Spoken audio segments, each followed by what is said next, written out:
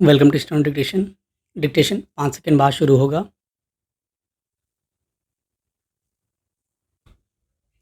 Start. पश्चिम Asia में संघर्ष समाप्त होने को लेकर बनी अनिश्चितता के बीच भारत की अर्थव्यवस्था फिर से रफ्तार पकड़ने की संभावना फिलहाल नज़र नहीं आ रही है।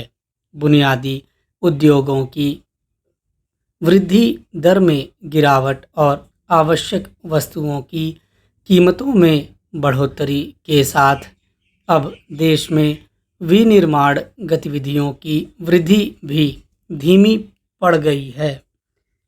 HSBC इंडिया विनिर्माण क्रय प्रबंधन सूचकांक की ताज़ा रिपोर्ट के मुताबिक विनिर्माण में वृद्धि का आंकड़ा इस वर्ष मई के 55 से घटकर जून में 54.2 पर पहुंच गया। यही नहीं, नई कारोबारी मांग और अंतर्राष्ट्रीय बिक्री की वृद्धि दर सुस्त रहने से वस्तुओं की खरीद, रोजगार सृजन और उत्पादन की रफ्तार भी कम हो गई है।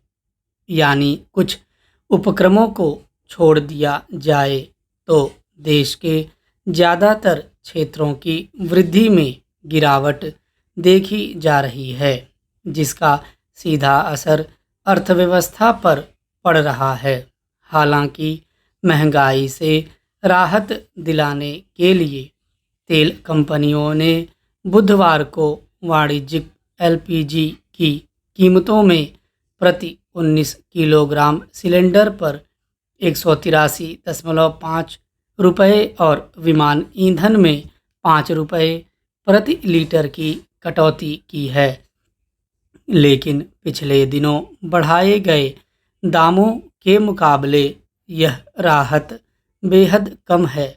इसमें दो राय नहीं कि पश्चिम एशिया में संघर्ष से उपजे संकट का असर देश की अर्थव्यवस्था पर पड़ना तय था।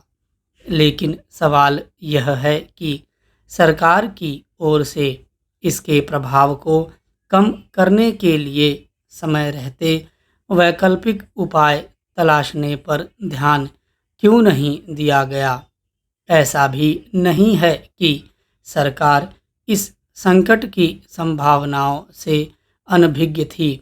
दावे किए जाते रहे कि स्थिति को संभालने के लिए आवश्यक कदम उठाए जाएंगे, मगर इन प्रयासों के सकारात्मक परिणाम धरातल पर कहीं नज़र नहीं आते।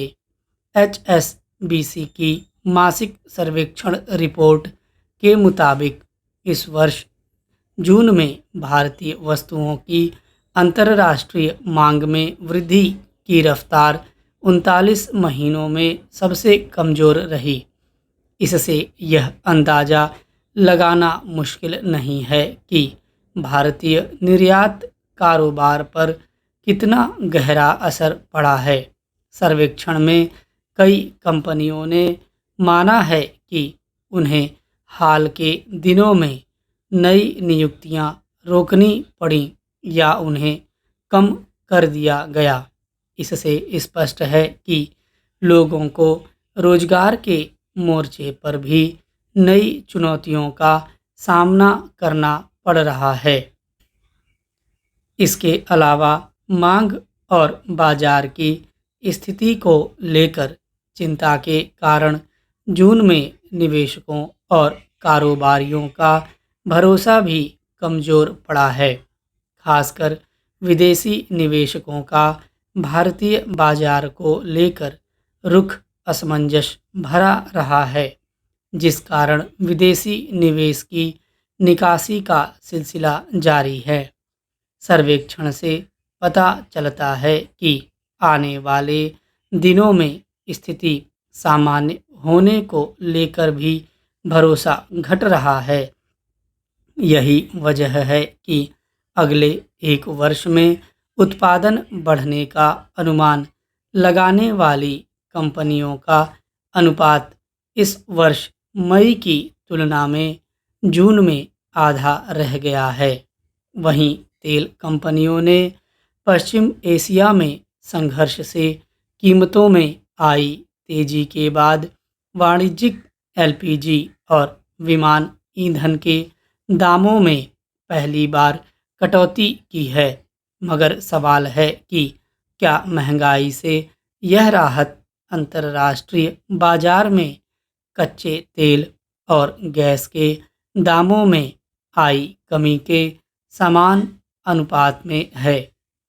अक्सर यह देखा जाता है कि अंतर्राष्ट्रीय बाजार में कीमतें बढ़ने का हवाला देकर देश में ईंधन के दामों में बढ़ोतरी कर दी जाती है, लेकिन जब वैश्विक बाजार में कीमतें कम होती हैं तो उनका पूरा लाभ उपभोक्ताओं को नहीं मिल पाता है। भ्रष्टाचार एक ऐसी दीमक है जो किसी भी देश की प्रगति, अर्थव्यवस्था और लोकतांत्रिक मूल्यों को अंदर से खोखला कर देती है।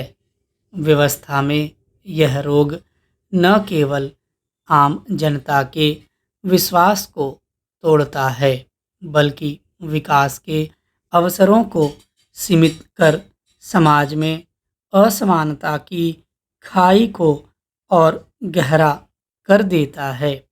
देश में राजनीतिक दल चुनाव के दौरान भ्रष्टाचार के प्रति शून्य सहिष्णुता की नीति अपनाने का भरोसा दिलाते हैं, मगर सत्ता में आने के बाद उनकी नाक के नीचे करोड़ों रुपए के घोटालों की जमीन तैयार हो जाती है।